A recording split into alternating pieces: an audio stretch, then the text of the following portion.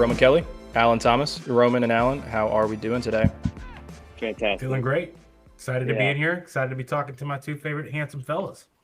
Right. And you know, the other night we had technical difficulties, as did the football podcast, which just did a great job leading us in for an hour. And I wouldn't have rather had technical difficulties and lead into another day than a day like today. So with the news we had. So feeling good. I'm thrilled about my working environment after seeing the football guys in the Hot Work studio. I've never been happier to be sitting in my kitchen getting to record this podcast than after seeing producer Keith sweat off at least 10 pounds is what it looked like. No kidding. So cold in here. So cold. So we got a lot to talk about today. I think top of the list has to be the addition that Louisville made for the class of 2026. We had talked about a potential G League player joining this team next year, but it was not the player that ended up signing. We ended up signing London Johnson, 4-star recruit in the class of 2022. He seems to be all the talk in the college basketball world right now, even though he's not even the first G League player to commit back into college basketball. But after spending 3 years in the G League, London Johnson has maintained his eligibility somehow. Still not 100% clear on all of that, but has done the right things and has created a path to where he's able to go back into college. And now he will be joining the team in the winter. Will not be eligible to play this year, but will be expected to play at the start of 2026. Boys, what do we think about, I guess let's start with London Johnson as a player, and then we'll get into the controversy that is surrounding his commitment and other players' commitment. Yeah. So go ahead. Go ahead, Alan. You're good. Okay. All So right. yeah, I mean, his tag, you're it. Jinx, double jinx. I'll just go ahead and go. So just from and I'm gonna give a shout out to this dude, Alexander, the guy that makes all the Bill stuff. Like, he makes a lot of dope clothing and stuff. He is actually doing like some kind of study on this particular thing on the G League route and eligibility and stuff like that. So I want to shout him out real quick because I stole this directly from his Twitter and I didn't know this. Did some background on it and he's correct. Like, the whole reason this guy's even eligible in the first place is because his G League contract is not a two-way, right? And so like the team that he was playing on did not have his rights. Like, he didn't go through all the way that process. And I think whether he knew that was the plan or not, like, that's why he's eligible in the first place. But if we're talking about like the kind of player this kid is, think about just more of a versatile, kind of a Javon Hadley a little bit. Not saying he's on the level of Javon. Javon has a lot more experience. Javon is a cerebral player. It's been at the college level for this is his fifth year or what have you. So just like, this kid needs some more of those reps, team reps, but he can get in the lane. He's physical, has a nice little pivot. Like, his mid-range is nice. And he's a tough shot maker. That's one of the first things on his tape that jumps out at me is, like all of the, if you're going up against the trees down low, like, he can do that. Like, he will take it straight to you. So and I know his averages were down. Kid's 20 years old, right? I think he was the youngest person on his G League team, or one of them. He was one of the two youngest. Played on a team with Jay Scrub, I believe, among others. So I'm as happy as I can be with something like that, and I think like, everybody's going to be anticipating his first production for us. I love it. I think so. I'll start with, like, as a player specifically, and the first point I was going to make was one of the points that Alan just made himself, and it's the tough shot making point he made. One of the things that stood out to me in the tape that I've watched of Lyndon Johnson is his hang time, fellas. He can get downhill, and when he elevates, he stays in the air for quite some time. And has those acrobatic tough finishes, can finish left hand, right hand. He also has some range in which he can kind of use the floater. Different angles with the floater. He's prone to making tough shots in the paint. And I think part of that is being a guy who tried to go take the LaMelo Ball route. He tried to go, okay, I'm good enough to go make money immediately as a pro rather than going to college and not making any money because I'm the, 46th best player in my class. I'm going to go over here overseas, try to make some money, then I'm going to go to the G League, maybe make it work out after a year. I believe in my potential. NBA team should see it, and I'm going to make it work. That hasn't necessarily been the case for him. But he can kind of do it all a little bit. He's kind of the combo guard type. He can be your primary ball handler and initiator if he needs to be. More so prone to being a scoring first kind of a player in that role, but has all of the ball handling abilities that you need. And then off the ball, seems to be a pretty high IQ player. Can hit the three off the catch, can hit the three off the dribble as well. Has got the ability to catch, pump fake, one dribble, sidestep three, like all that kind of stuff that you learn from playing with guys bigger and faster than you, right? Because you have to learn how to do that stuff. You have to learn how to get shots up in a quick little window of time. Iron sharpens iron. Yeah, exactly. The G League is pro basketball, and I think that part of him and his time in the G League, he spent some time overseas as well, is that he's gotten to play with bigger bodies. He's gotten to learn how to be an acrobatic finisher. He's gotten to learn how to do those little things that the average college basketball player maybe hasn't had enough reps with the talent better than them out there to go actually learn this kind of stuff. So I like what he is as a player. He's obviously still really young, got a lot to learn still. Sure. Why he's interested in coming back to the college basketball ranks and trying to make it re-happen. What it means for Louisville, though, in terms of what he is as a player, I don't think this is some guy that we're bringing in to be a go-to scorer. He's our best player. He's our Terrence Edwards Jr. in the half court, right? I don't think that that's what this is going to be. I think this is a kid you bring in. He gets to learn the system and practice with the guys you've currently got, get basically a whole year under his belt of just seeing how it all works. And then he gets to make it all happen on the court as a, kind of a role player who you hope can do it all. Not necessarily a Swiss Army knife, but you want him to go out there. You want him to be able to play off ball, on ball, make the right play hard defensively, and run up and down the court, which he can do. So I like it. It's interesting, though. It's different. Yeah. It's. I think there's something to do with, there's types of contracts that these players get in the league. And, the basic two-way contract, I think, immediately eliminates anybody who's has had a two-way contract from being able to do this, right? Those guys who have only ever played in the G League and didn't leave college to go to the G League is what it sounds like. And they've only had the certain type of contract that means they haven't played NBA reps yet, are the kind of players that have been able to do this kind of a thing.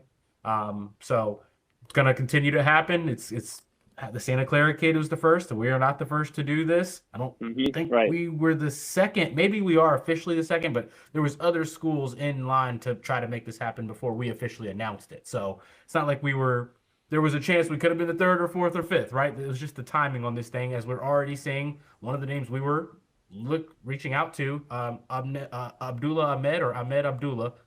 He limited his bottom three schools down to BYU, Houston, and Mississippi State. So, yeah, I mean, Jake, we're going to get into it here, that there's been some chatter on us making this decision, and I'm interested to see what happens next when this continues to happen. Yeah. It seems very hypocritical. I give just a little bit of a take on Lennon Johnson. I watched a few games as well. A lot of people citing the numbers that he had this last season, but his first 2 years in the G League were with that G League Ignite team, which was half really high 4-star, 5-star recruits that wanted to go G League route instead of college, and then half just stud players that have been in the G League for 7-8 years, like John Jenkins or something like that. When he was on that G League Ignite team, he averaged more than 10 points, 5 assists a game. He was their starting point guard. He was the clear third or fourth option on that team. But he was playing behind guys like Ron Holland and Matas Buzelis and John Jenkins, guys that have played in the NBA or guys that are in the NBA right now. But Roman, I think like you said, from what I saw in the 3 games I watched of him, the best thing I can say, solid, above average in a lot of things. To me, no elite skill, a solid 3-point shooter, especially on the catch and shoot, a solid playmaker, a guy that you can trust with the ball in his hands, not overly athletic. I think he's a good defender. Not too fast. Yeah. So I just above average at a lot of different things. And I think we're not bringing him in to be Chucky Hepburn, Michael Brown. I think we're bringing him in to be next year's Kobe Rogers. That's the role that I see him fitting in.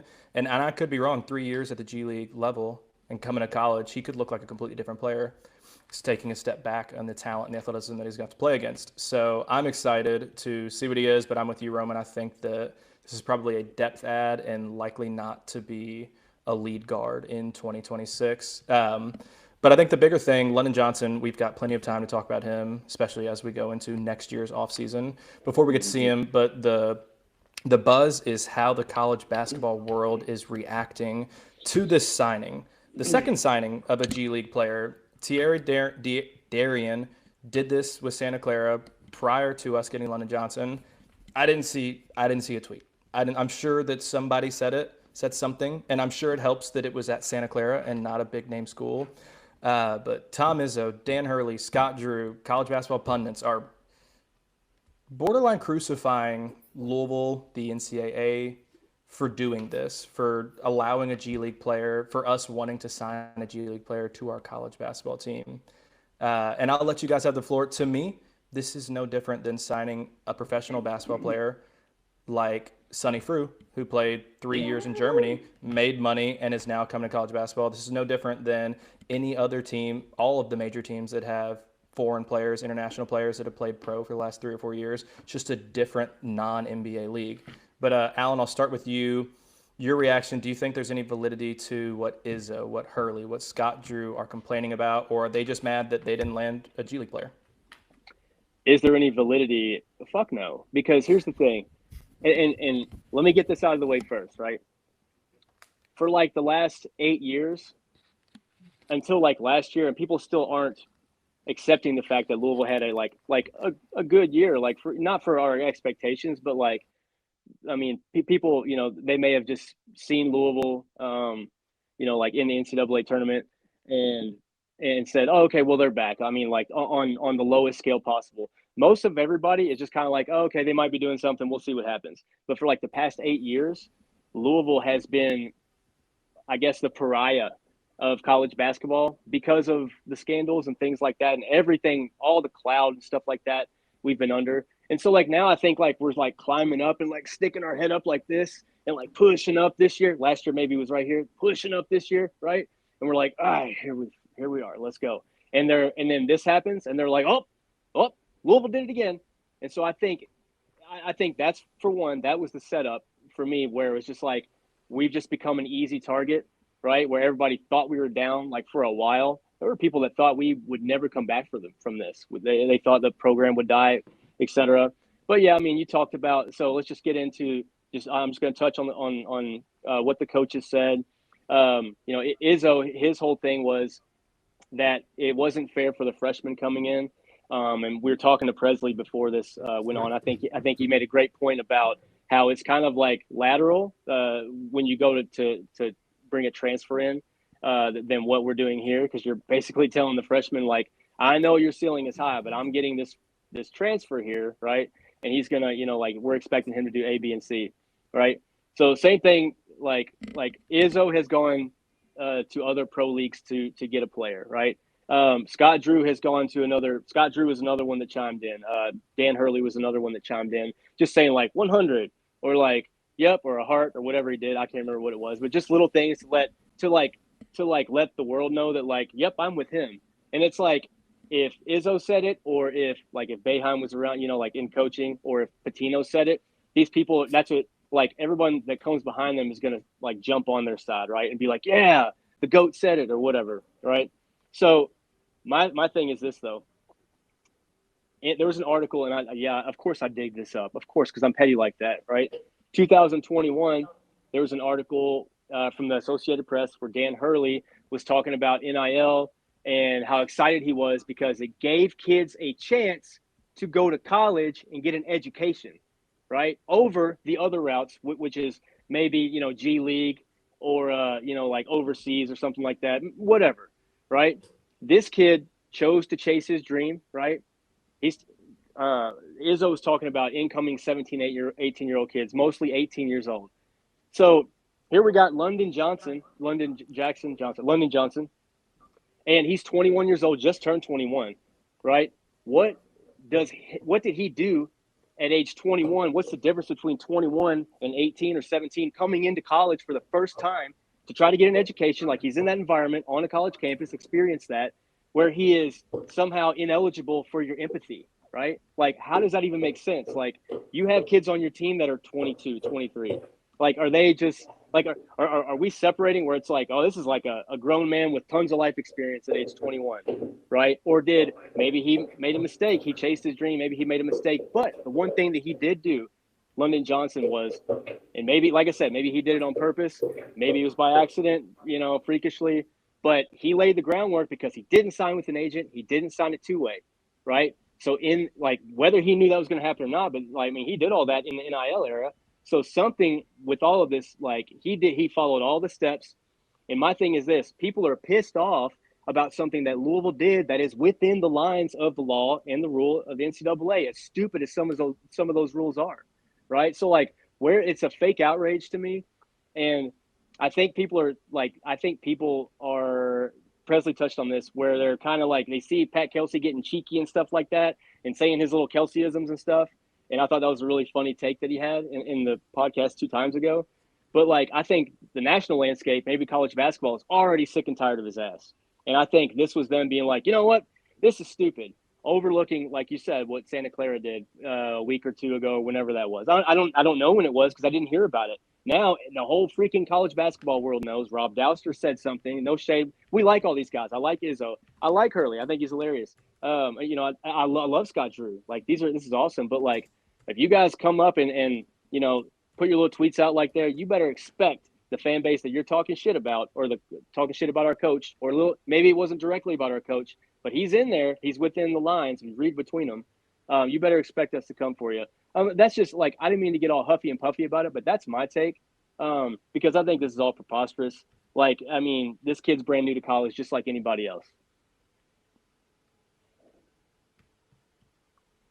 Roman, you were on mute.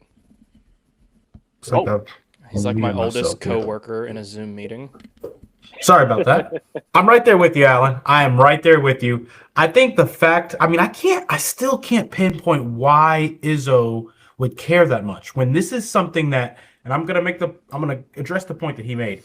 But first, I'm going to say this is something that impacts nobody in college basketball more than anything already going on in college basketball is already impacting in any way. And I know that kind of sounds like a bunch of random words, but what I'm saying is COVID years, 25-year-olds, 24-year-olds, 6 years, 7th year seniors playing, the only people this could impact is the incoming type of freshman when you look at people who aren't signing up for this, right? They have already been impacted very, very intensely here by the transfer portal rules, by the ability for kids to play longer than what has been the norm and to go wherever they want and go and do it. You can see it already before any of this has happened, how many kids in the 2026 class have committed already. Not a lot compared to where you normally see the numbers at this time of the year, right?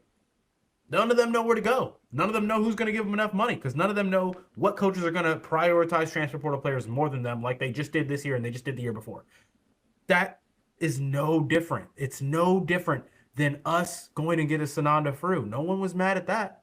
Right. People said, is this going to work? You don't have any.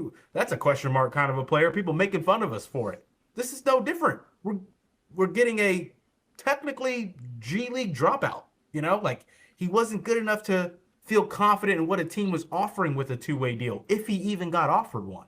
You know what I mean? That means he was not on path to actually playing in the NBA as it stands. That's no different than us going and grabbing some pro in a league who's never played in college basketball or declared for the draft, right? And I don't understand Tom Izzo saying this. It seems like it's coming from a place that is you can't be mad at us. We're just following the rules, right? And you're trying to make it seem like people making the decision to do this, there's a negative light upon anyone that's willing to do this or whatever. Like, it's part of the rules. Be mad at the NCAA. It's exactly why BYU's about to try to do it. It's exactly why Houston's about to try to do it.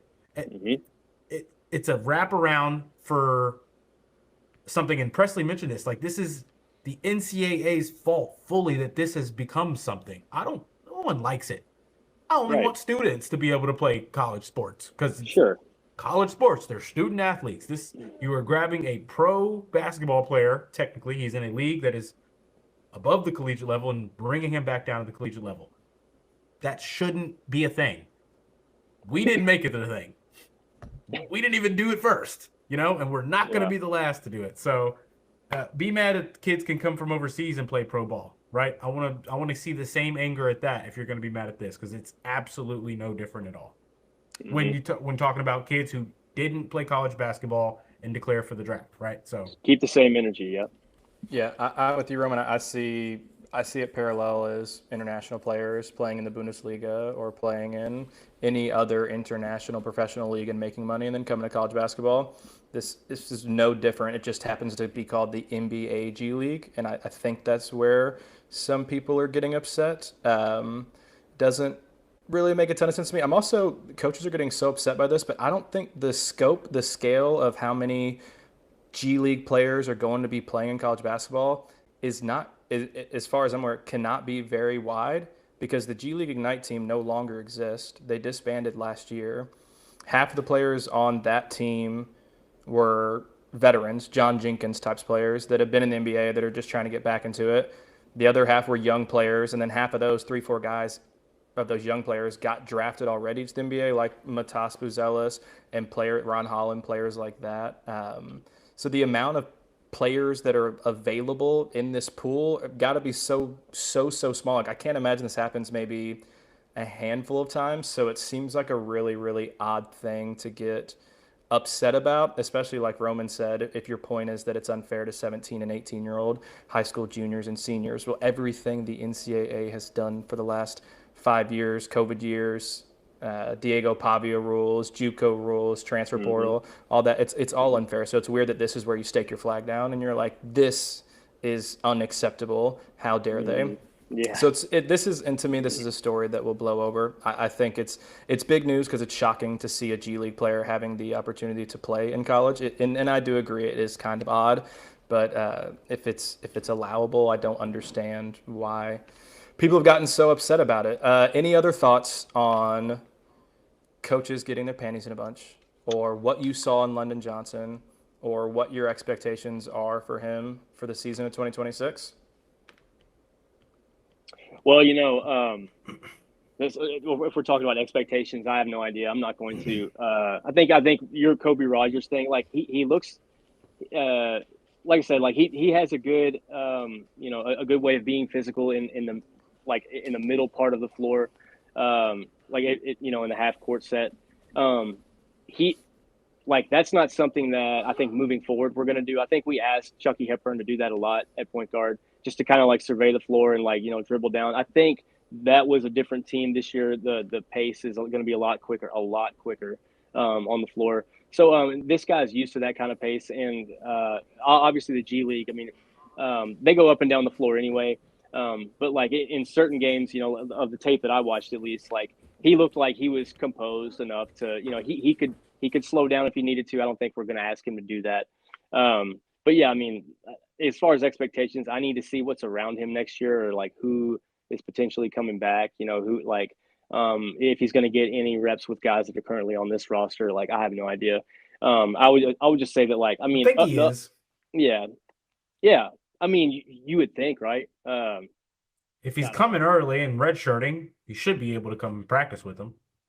Yeah, he'll get. I don't know the exact rules and all that, but it's kind of what. And this isn't a transition into Kansas, but it's kind of. I think it's kind of what Bryson Tiller did, or one of those players on Kansas. I have it written down somewhere, where he joined the team in the middle of the year. Maybe it wasn't Bryson Tiller, maybe somebody else, but and was able to get those reps, and then now is emerged as a projected minute getter, not maybe a starter, but maybe a 6th or 7th guy.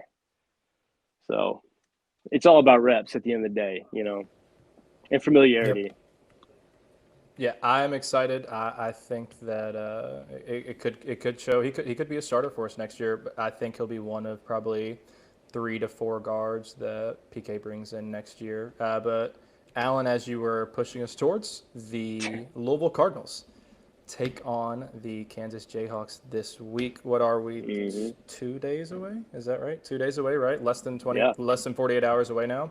The game will probably be over in 48 hours. Yeah. Yep. And man, does it feel good to be able to preview a basketball game, even if it is a somewhat inconsequential game that we could win by 30 or lose by 30, and it will have no bearing on what this season is.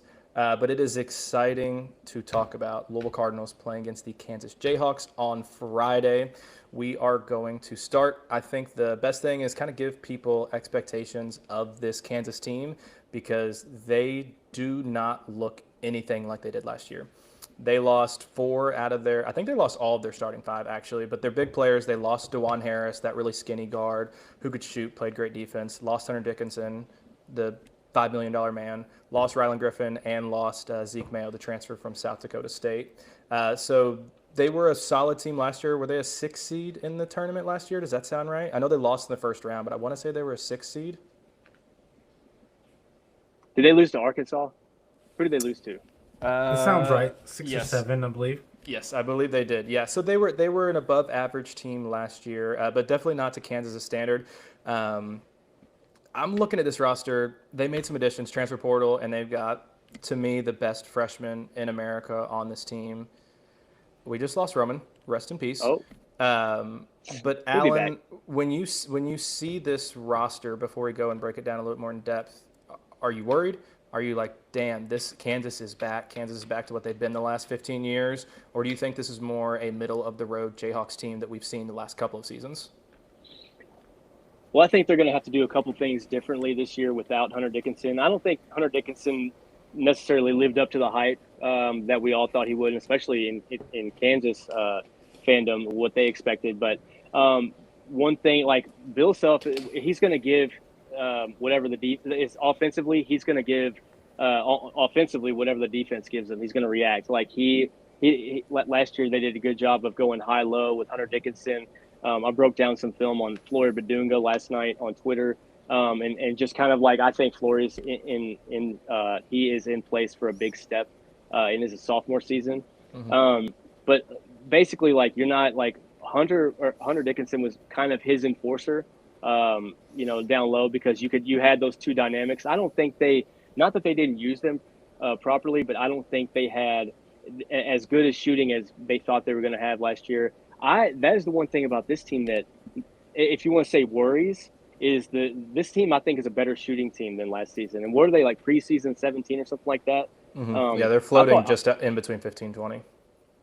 I thought for sure they'd be, inside the 15 and not 15, if that makes sense. Like 13 or 12 even. I thought Louisville would be like 8th, honestly, or 9th. But, that's apples and oranges or whatever.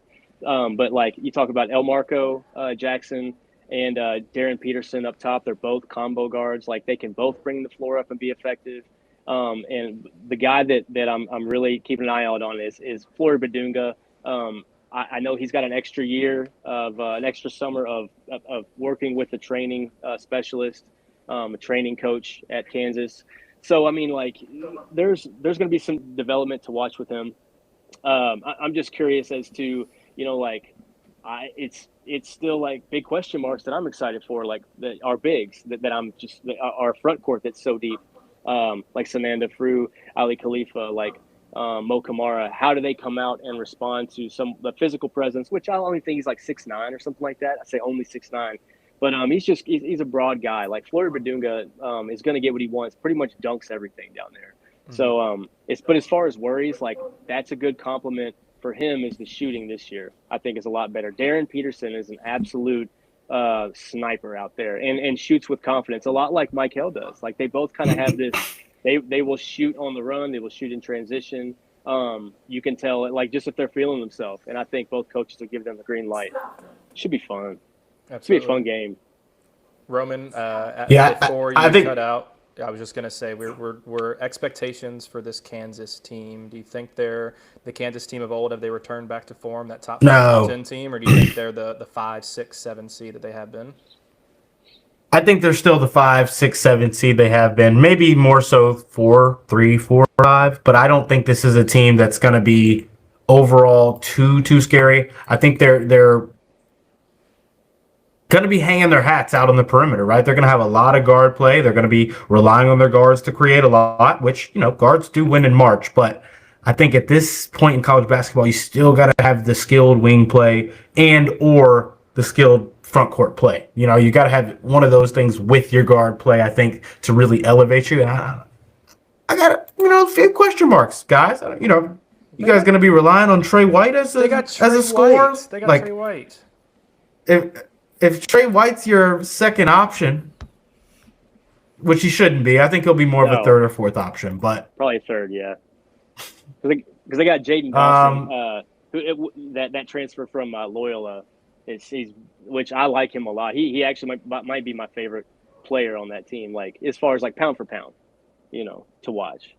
Yeah, fun to watch. Their bigs they don't have a whole lot of experience within their size, right? I feel like all their big guys are all young, and that's typically question marks in learning, right? But this is also an exhibition game, so this is going to be Bill Self, Pat Kelsey going out there trying to find out what their best rotations are.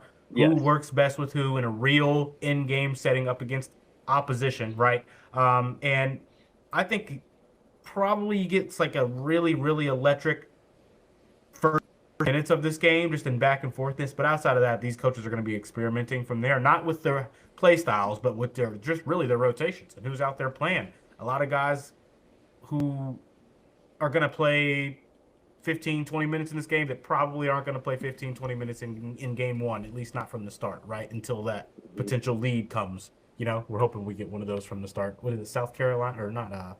Who do we have first? Is it SC that State? very first game? Isn't it? SC State, yeah. SC State. I think so. That's right. I don't know. South Carolina State, the Bulldogs, yeah. But in this game, fellas, I just want to see us move the ball, get some good open looks, get clean looks, right? And not get hurt. Nobody get hurt, but I want to see a good defensive energy effort level, right? I want to see if we can go out there and get some stops out on the perimeter with some really fast guards when we kind of, not really certain how our guard play is going to look on the defensive end outside of like Kobe Rogers and Adrian Woolley. From what we're hearing, we know that they're going to be able to shut shit down. But Isaac McNeely, Ryan Conwell, Michael Brown Jr., you guys are probably going to be spending a lot of time on the floor together. Can you guys all defend together, right? I want to see that. I want to see that jump from Kenai. I don't have a whole lot of expectations on the Kansas side of things and how we respond to them, just playing a high level of play. And not, if you go down 7, go down 8 quick, right? That's a coaching moment. I want to see Pat Kelsey in tune with these guys and teaching from the start, which that's what he wants to do this for. That's his whole priority, is trying to go out there and get better every single possession. So, you're going to see that, but I don't have too many high expectations on how it actually looks against Kansas. They're gonna have guards out there shooting a bunch of threes and trying to get downhill and get to the rim, right? Couple of freshmen, big guys that are probably going to come in, set some really big screens, and not do anything else offensively, I'd imagine. So we'll see how it looks. Yeah, I think you're right. I think this Kansas team will be interesting because, like you all said, they are guard heavy. The front court is very, very light. Outside of Flory Badunga, there's really not any experience. Even he only played 15, 20 minutes. He was a very clear reserve behind Hunter Dickinson last year. They've got Bryson Tiller, 6'11" center. They've got a freshman from France, Paul Mbia. I don't know how to say his name. He's never played a minute. And they've got a forward, Samis Calderon, a guy out of Atlanta, top 100 recruit, but not a guy you'd expect to see a lot of. So I think this game will be interesting because Kansas has good guards. Darren Peterson, Jaden Dawson, Melvin Council Jr., Marco Jackson, they've got good guards, so it'll be strength on strength. And I think this is also will be a really interesting time for us to see, is the front court a strength? I think we know the back court is a strength. Our guards are electric. We think that our front court could be really good, but I think this will be a game that will kind of allow us to see, hey, we think we have an advantage here. Can we take advantage of that? Because last year, James Scott, even if we had a front court mismatch, we weren't really truly able to take advantage of it. So I'm excited. I'm excited to see that. In the comments, we've got Anthony talking about, doesn't matter what the outcome is on Friday, this fan base is going to overreact. So I will say right now, me too. Friday night, 10 p.m., game is over. Louisville loses by 25, and we look like shit. We are not moving the ball well. Our front court does not take advantage, and Kansas's guards look better than us. Obviously you're going to have some reaction. Are you going to overreact, or are you going to sit there and think, well, Tennessee lost to Indiana last year, and then Tennessee was 5 times the team Indiana ended up being. What are you going to do if Louisville loses by 25 to Kansas on Friday? I'm going to overreact, I guess. I'm going to react, and everybody I talk to is going to say it's a normal reaction because they'll be saying the same thing. Like, I think you have to, with the expectations the way they are, losing by 25, like that was the score you put out. If we lose by 25 points on Friday, no matter what, that is a huge kick in the balls, especially, given, all of the hype in the offseason, playing at home. We've been counting down days for like months now, literally. I've been seeing people post like, 90 days till tip off for like 88 days now. I think that like it's one of those like, and mind you, it's Pat Kelsey's second year and it's Bill Self. Okay, so I get that part of it. But when Kansas is supposed to be down, like these are all preseason projections. They're supposed to be down. We're supposed to be up this year, and we're Final Four contenders. I think if you lose by like 5 or something like that, there's a conversation there. I think if you lose by like 15, I'm like annoyed with that number, and I'm going to be pissed off about that until I see some real, like I'll convince myself eventually. I think if you come out and lose by 25, I'm going to point to that game. If we go and drop another stupid one even, I'm going to be like, well, against Kansas, well, you saw him do this against Kansas. You know how the water cooler is. And if you're anything like me, like how the phone call with Granddad is, like, I mean, that's what we're going to – he's positive. He's the positive one. I'm the one that's like, it's over, like sell the team or whatever. But I think 25, like if you put that number, that's pretty that's eyebrow raising. And I don't think I'll listen to radio the next day, maybe the day after. I don't know. Give it a week. Yeah. I think if that happens, I personally am raising a big eyebrow at Pat Kelsey because, like you guys just said, not a lot of experience in the positions that can hurt you defensively, right? A lot of guard play, and they're going to be trying to figure out which guards work with who, meaning there shouldn't be a whole lot of cohesiveness and firepower coming right at you from this Kansas squad immediately outside of maybe Darren Peterson, right? Unless you're going out there dribbling the ball off your foot over and over and over and giving them easy baskets. What I will say, though, is if it looks like that, Pat Kelsey maybe isn't actually able to get guys on the same page as quick as possible like he says, I wouldn't personally think that could be possible because of what you hear the players say. I've never gotten this close with a group of guys, players that have been here for months, saying that this is the closest they've ever gotten with teammates. Like that's a sign that something that's happened in practice is working in terms of getting these guys to get on the same page. Now, maybe that's good, just team bonding. That's just good, making them like each other. That doesn't mean actually they know how to play with each other all the way. And practices in the summer going up against each other where you're not really, really hitting like you would in a game against opposition, you can't get the team fully how you want them to be yet. It's not in game. It's not real game stuff. But it shouldn't look like that. It should not look like that. And if it does, I think there's no way. I think there's absolutely no way. I think if it starts to go south and, we're down 13, 3-4 minutes later, we're down 16, right? At that point, he's going to start running sets. He's going to start getting serious. He's going to shorten those rotations up a bit, and he's going to find a way to get back into the game. I feel like Pat Kelsey prevents that. But if it does end up like that, hypothetically, that means I think Pat Kelsey probably did something, hasn't done something right in his, working with getting this team together.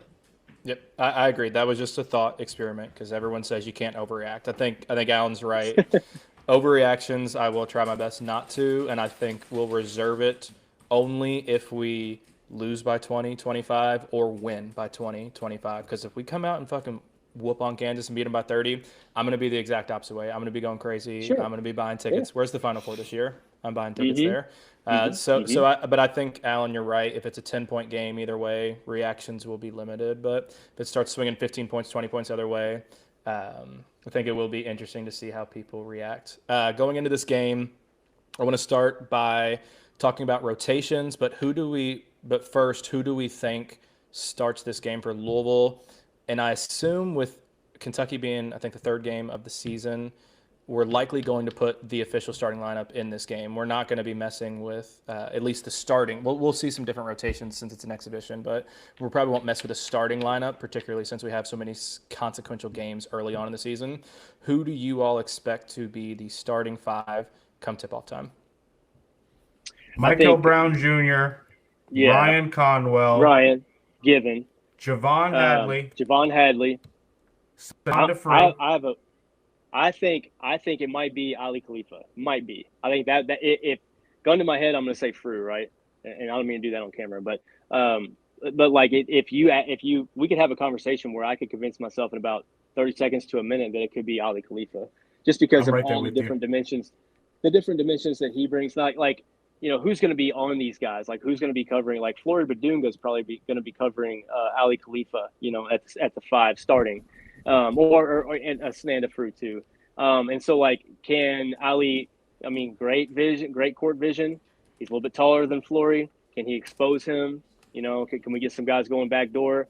Have Bill Self call a timeout or something like that and really shake things up. Like that might be something you could do off the bench if Frew seems a little bit stiff, for lack of a better word. But my other thing is like Ali, like we talked about with London Johnson, like he's going to have all this familiarity. And I think that might be a calling card for Pat Kelsey is, I think people are going to be surprised and Presley would give me a big hug if he's listening. But like guys like Kobe Rogers, Ali Khalifa, like I think they're going to impress people with how fluid they are within the system out the gate. Yeah. Because they've had all the reps, right? Yeah. I think that Kobe Rogers is going to look like he knows everything that's going out there like the back of his hand. He's going to be out there conducting. And I think really being an on-ball playmaker are a lot better than people are going to predict. But I think you're definitely got Michael and Ryan Conwell out there. I think you've definitely got Javon Hadley just because it's that's your vet, that's your experience right there. Yes. I'm with you, Matt or Alan. I think that it's probably going to be Sananda Frew. It was a little big X slip up there. I think it's probably going to be Sananda Frew as the dog's trying to play fetch here.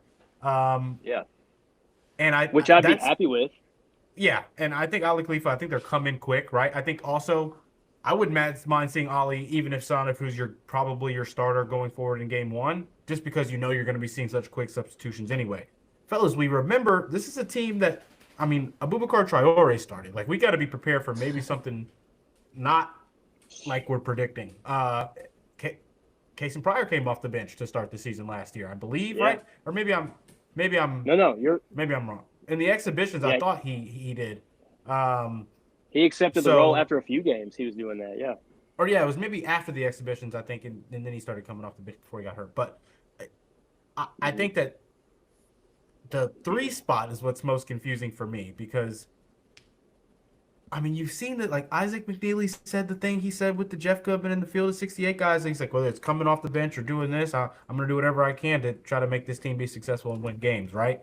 I feel like that's like a sign a little bit that maybe he isn't actually going to be in the starting lineup.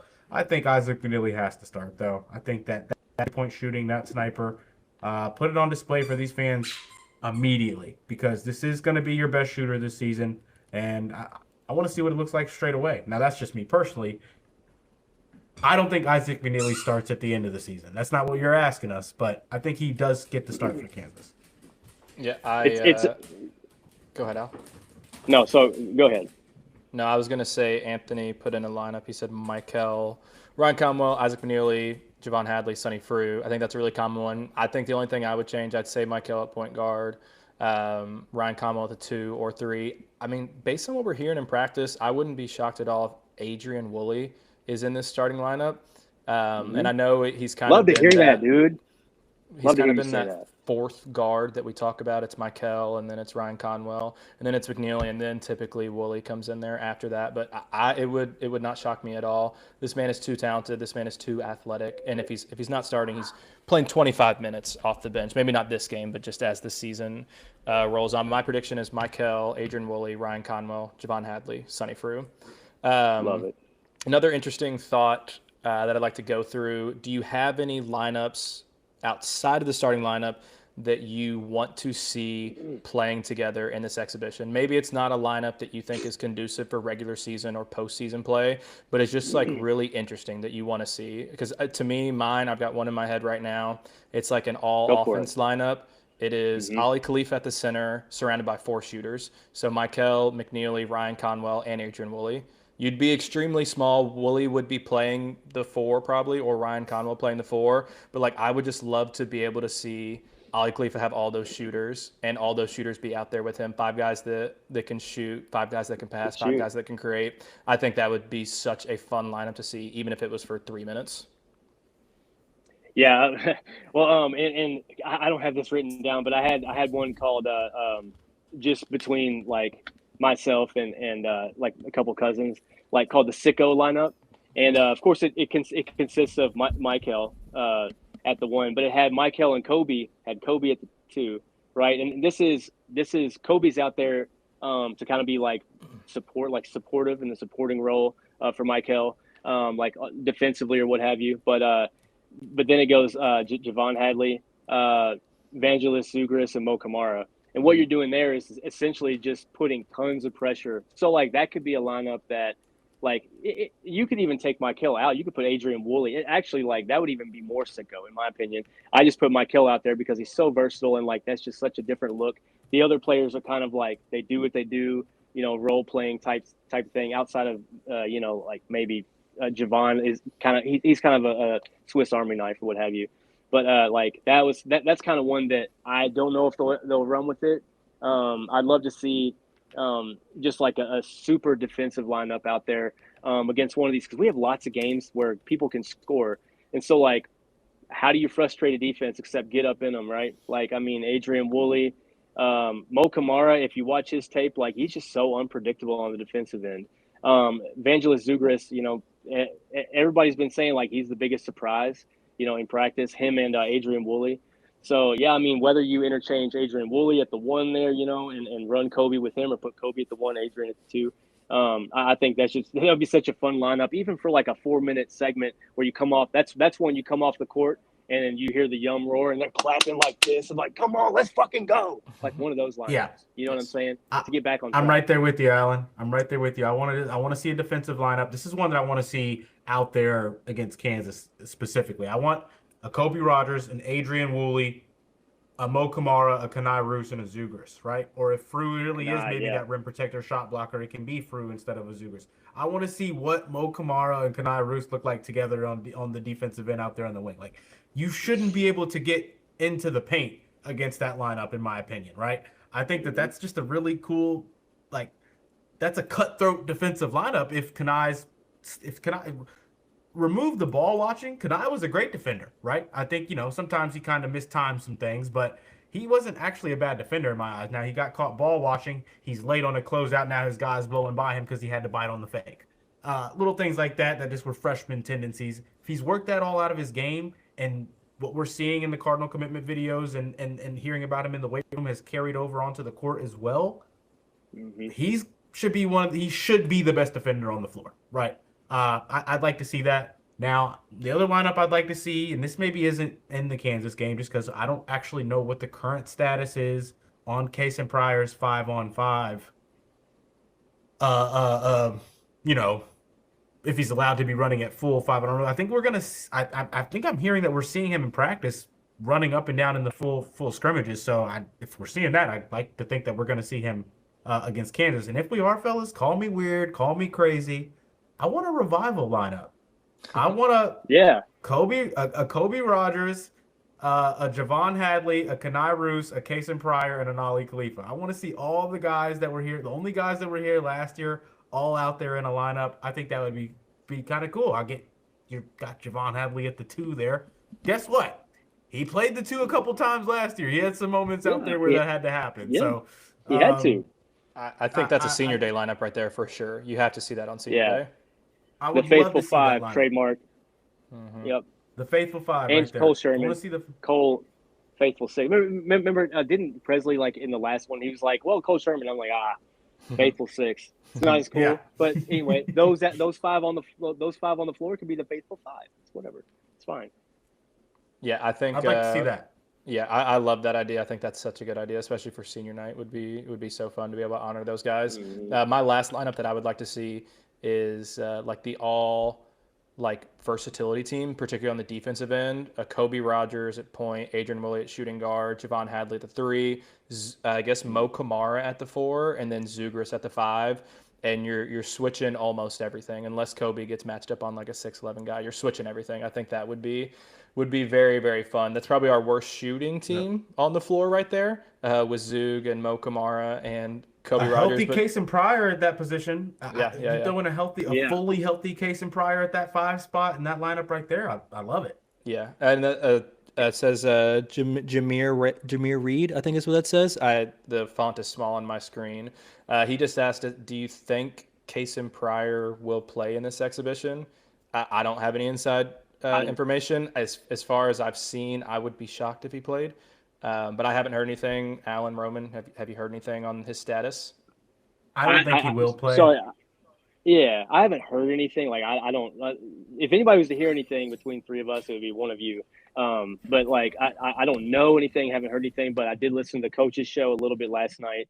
And one of the things that Pat Kelsey was talking about, he was asked about from the crowd. Somebody asked, because it's what we're curious about. That's my guy. Kaysen. Love his game. Love his ceiling. Everything about him. I hope he comes back as healthy as he was last season and does performs like that. But one of the questions was about him and his timeline and stuff like that. And Pat it was kind of one of those where Paul asked it and then Pat was like, yeah, and then he was careful about how he worded it. He was like, he's coming along. Everything's going as planned.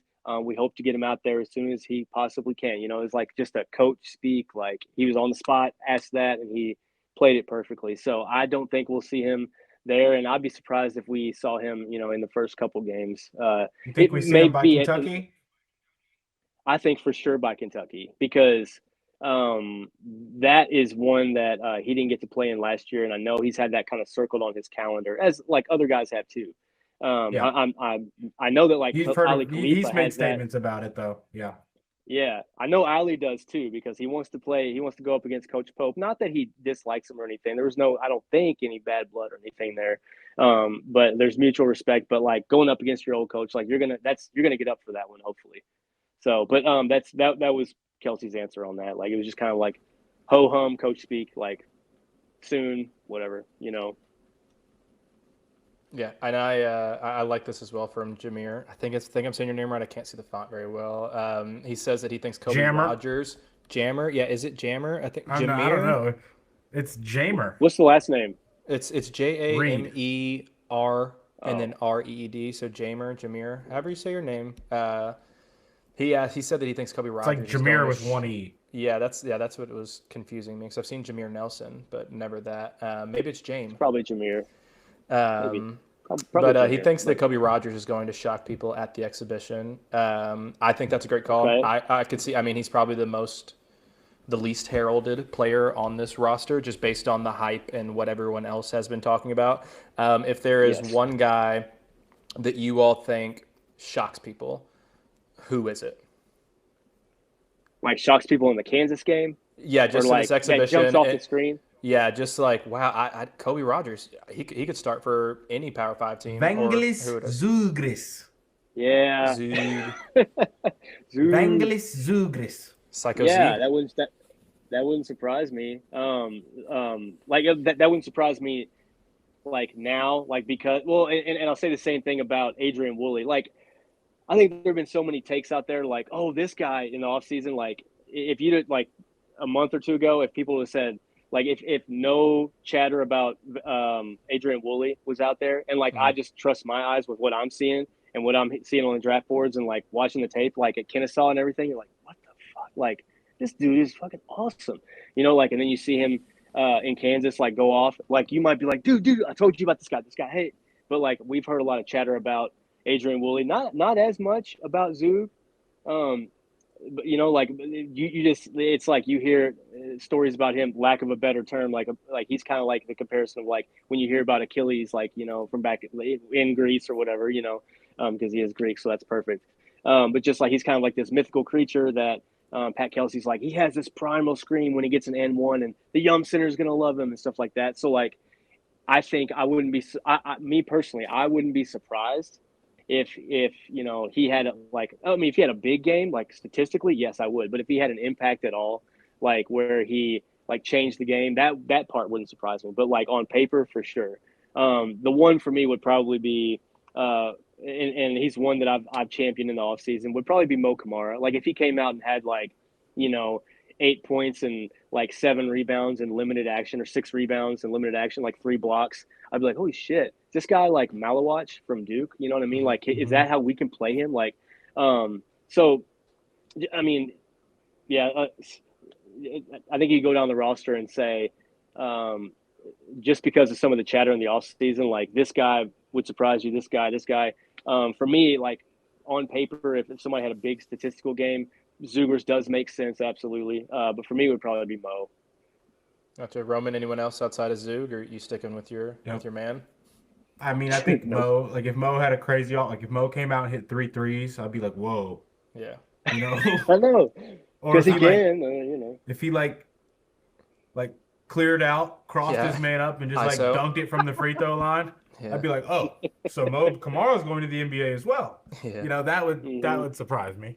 Yeah, I think one thing that people have talked about a little bit, but since he's been here for now his second season but didn't get to play last year, is Ali Khalifa, particularly a skinny Ali Khalifa. He was so dynamic in limited minutes at BYU 2 years ago, the best passing big man I've seen at the college level in quite some time. You throw on the fact that he's lost 50, 60 pounds and he's added a lot of strength. Crazy. He's now going to have even more foot speed to be an even better playmaker, be able to get by his man even more and be able to play some defense as well, which was one of his issues when he was at BYU. I think that's a guy that could shock. I don't expect him to be the starter, and he probably still only plays 15, 20 minutes, but I think those 15 minutes when he's out there are going to be highlight after highlight after highlight, high post feed after high post feed. One other thing, Chops asked, why did they move the Kentucky basketball game? Do we know? I don't know a reason behind it. I know it was a decision made in the spring, like in March, I believe, is when Jody Demling posted about it being a real possibility that it was going to be early on in the season. I don't know what the reasoning behind it was. I kind of hate it. And it's on a Tuesday as well, so that also kind of makes it weird. Do you guys know anything about that? Non-conference, I think it just non-conference scheduling and then availability for arena stuff was part of it. Oh, sorry, what game was it? Kentucky? Yeah. It looks like Presley came in, commented, said TV obligations, arena availability, and then more conference games all played a factor in the decision to move it up so early into the offseason. And then he asked, did Louisville move the game to avoid JQ? Of course, yeah. We knew that Jaden Quaintance was signing with Kentucky 3 months later, and we knew that he was going to tear his ACL, even though it was 2 months prior to him tearing it. And so these are all PK is 3 steps ahead of you. You just can't catch up to the man. We did not want to avoid JQ though. We're not trying to avoid JQ. We want that smoke. He's not ducking smoke. Well, all he of wants it. to play the best possible Kentucky team. So also, even if the game was at its regularly scheduled time in late November, I think that's when it typically is, or early December, he still wouldn't be playing. Late December. Oh yeah, I guess last year was early December, but usually it's like around the New Year. Early December is probably like because we lose where Case and Pryor is right now. Playing 5-on-5, but not ready for real game 5-on-5. Yes, 100%. We are coming up on the hour mark, so we are about to get out of here. But before we get off, Presley's got to stop commenting in here. He said, step 1, tear JQ's ACL. Step 2, make him transfer to UK. Step 3, make ESPN schedule the game early. I mean, we know what we're doing. Before we get out of here. It's all methodical. Game predictions. Again, this is an exhibition. At the end of the day, this is all inconsequential. In 4 months, we are not going to remember winning or losing to Kansas. But what are your all's feelings? Michael Brown has the most electric 12 points we've ever seen. Okay. A 12-point outing from Michael. Sign me up for that, because I see a lot of people saying, he's gonna average like 10 to 18, in the first stretch of games and whatever. Like, I don't necessarily need him to do that. I just need him to stay around double digits and get his assists. Like, if he can do a double-double, man, it doesn't even have to be a double-double. I want him to be able to distribute the ball like I saw him distribute the ball in France over the summer. It's a beautiful thing. Now, mind you, to, like future pros, AJ DeBanza, other guys. But so predictions, are we going score predictions, or are we going just like what's going to happen in the game? Yes, score predictions. If you got a prediction for a player to do a certain thing or a certain thing to happen, you're welcome to predict that as well. I will take that 12 points that Roman suggested gladly, and I will just move on to the score. I think we're projected to be one of the highest scoring teams in the country. I think it's not gonna be like 195 or anything like that, because like I told you, like at the beginning, or maybe it was the beginning or right before we went live, Bill Self's calling card at Kansas is giving what giving defensively what the offense gives him. And if he needs to slow the game down, he's going to, and he might have to. Just judging by the little snippets that we see on Twitter of this team running like their life depends on it. I'm going to go ahead and say that Louisville does eclipse 80, though. I'm going to go just like a corny 82-76. Cards by 6. That's what I'm going with. Roman, for you, what are you thinking? I think it's going to be like an 87-81 kind of score. I think both teams eventually kind of let off the gas defensively in the second half. At least for a little bit, some real running and gunning gets happening for a while, because it's a lot of guard play, fellas. We're going to have 3 guards out there for a lot of time. They're going to have 3 guards out there a lot of times. There's going to be some big misses, some long misses and long rebounds that lead to some fast transition play. When you're shooting a lot of threes, there's a lot of transitions. So I expect the scoring to have its moments where it's back and forth and back and forth and back and forth and back and forth. But ultimately, I think that I like our depth I like our defensive depth more than I like their defensive depth. And if everybody that's planning to be in the rotations for both of these two teams plays, we're going to have the better defenders out there. So that's kind of why I've got us winning here. And Pat Kelsey's going to put this offense on display immediately. So that's why I think it's up in that 80s range. Yep. I see it. My just random guess, 88-71 to the Cards. I think Ryan Conwell is the leading scorer. I am extremely excited to see Michael Brown versus Darren Peterson. I think those are 2 of the most talented guards in college basketball, and we are lucky to get to see them match up against each other. All right, boys. Yeah, it'll be real quick. It'll be Trey White versus Javon Hadley probably to start the game. That's going to be really interesting. I like our odds there. I like our chances. I just think that'd be fun. I think Trey White was a little bit better than people give him credit for, but they are just very kind of similar players in a way. I think Javon's more physical, but it's just some fun shit to look out for, I think that'll be interesting seeing them guard each other. That will be. Does Trey White get booze when he comes to the Yum? Do we cheer him? I mean, I can't imagine we boo him. He didn't do anything wrong. Do we cheer him for coming back, or is it kind of agnostic? He was the only bright spot, man. I think. Yeah, we cheer him. Him and Sky. But I think we cheer him just because, I think he gets a good amount of claps. He had to go through that. We watched him go through hell. You know what I mean? If I was there, I'd be like, all right, buddy, yeah, man, good on you. And then, mind you, he went from here to Illinois. You know what I mean? He's been he's better. I don't know. He's USC before here. Yeah. He's made it from the depths of hell to playing for Bill Self. Hey man, hats off to him. Yeah, I would clap for him if I was going to be there. I'll be at my daughter's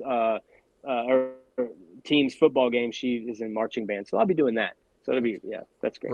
Roman, will you be at the game? Yes. He said, I'll be at the game. Yes. Glad you got your Friday night figured out now. Just thought about it. I will not be at the game. Maybe a bonfire after the game. Okay. Oh, okay. Well, hopefully it's a celebratory bonfire after Louisville wins by 15. It is. It's a bowling bonfire thing, but I can't go bowling. I got to go watch Michael Brown. I'm sorry. Oh, okay. Right. I thought it was bowling and bonfire at the same time, and that seems like a dangerous combination. The bonfires and bowling alleys. It's a little back and forth thing with the bonfires, the bowling's at the time of the game. So, okay, fair. I'm glad you've got your priorities straight. Boys, that will do it for us. If everybody wants to follow us on Twitter at State of Louisville or at State of Lou, I believe is what it is. Starting 502 Podcast. Roman Kelly is at Romy Bean. Alan Thomas is at card_AL. And then I am at U of L Updates. Thank you guys so much for tuning in for the last hour. We greatly appreciate it. And we are so thrilled to have Louisville basketball back officially in less than 48 hours.